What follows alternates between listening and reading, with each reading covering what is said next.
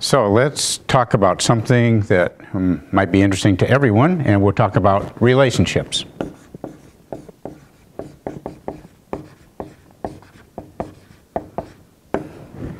So we could draw a general pattern or a general diagram of what the typical relationship is like. So here's A, and here's B, and what happens is that A and B have some kind of encounter. Somehow they meet together, have some kind of interaction. And then here we have the resulting relationship that results from whatever kind of interaction occurs between A and B. So we'll call this the resulting relationship. And of course we could use this diagram to describe any kind of relationship, and we have, I'm not talking about the big R relationship like romantic relationships, but just basically the kinds of relationships that we encounter every day. For example, right now there's some kind of relationship going on between me and the viewers of this.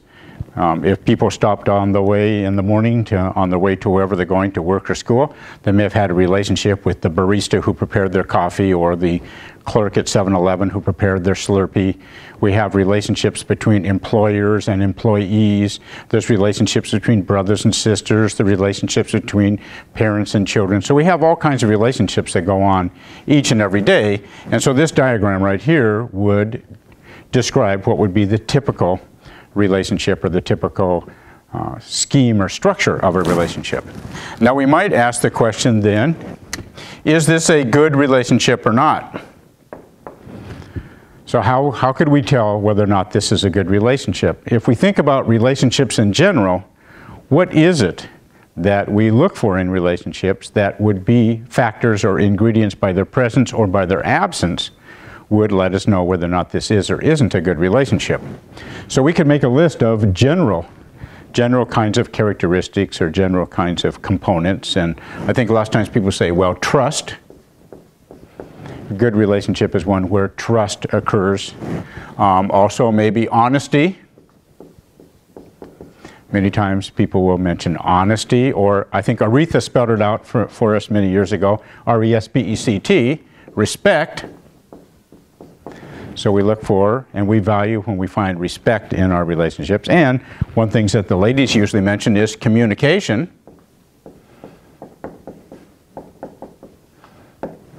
And so these are all the kinds of things that we look for in relationships. Fidelity, honesty, I said, respect, good communication, but it has to be mutual. So in other words, if A is being honest but B is not being honest, we can't say that this is a good relationship because the real honesty is only on one side, or the respect is only on one side. It has to be both ways.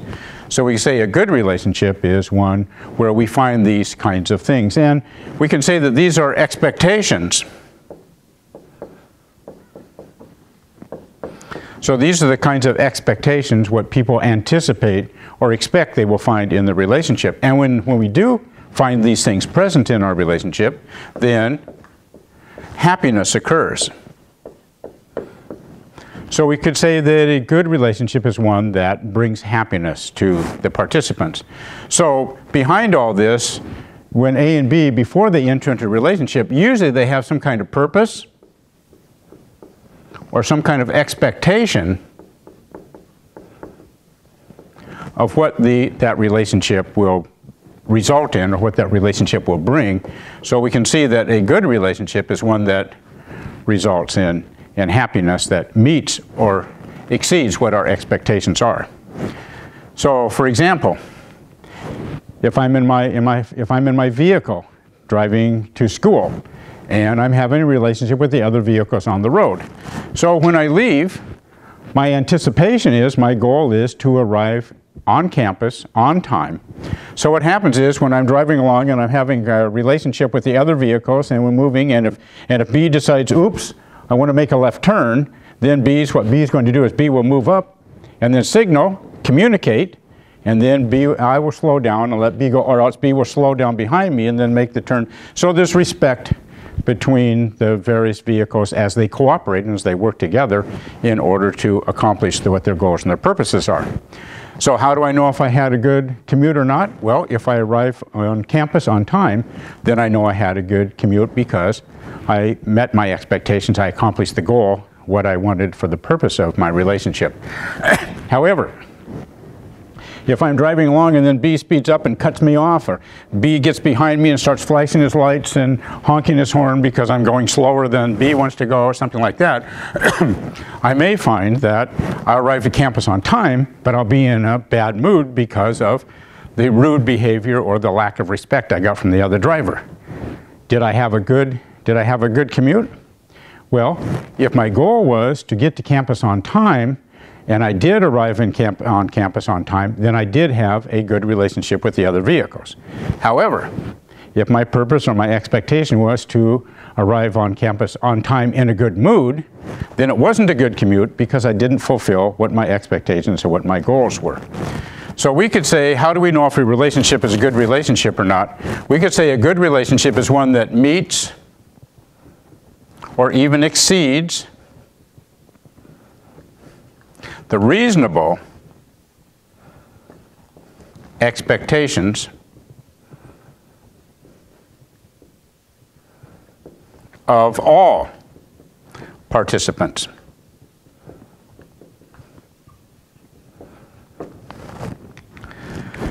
So for example, let's take an example. We'll make this a hypothetical example. Let's say that A is a teacher in the classroom, and then B represents the students that are there in the classroom taking this course. So what's A's purpose for being in the classroom? Hypothetical case, we'll say that A is in the classroom because A wants to get paid. So since it's a hypothetical case, we'll say she. So she's working on a book, and she hasn't quite finished with her book. She needs some source of income in order to survive while she's doing this.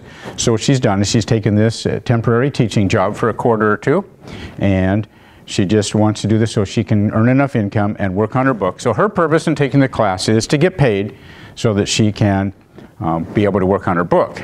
Now we have these bees buzzing around the classroom. What's their purpose? Okay, so hypothetical case. So the bees are here because they want to get paid. So they're taking this class because they heard it might be an easy A, or it's something that will fill up their time and they can boost their GPA. So what happens is it's the first few days of the quarter, and they're discussing and they're talking about goals and expectations and what they expect to get and things like that. And they come to this understanding, or this is exposed in their discussion. So then what the teacher says is, well, since I'm here for the purpose of getting paid, and since you're here for the purpose of getting paid, how about if we do this? Let's make a deal. Let's make the rest of the quarter will be independent study. That means you don't have to come to class anymore. You can just use our class time to go and pursue whatever your own personal individual interests are.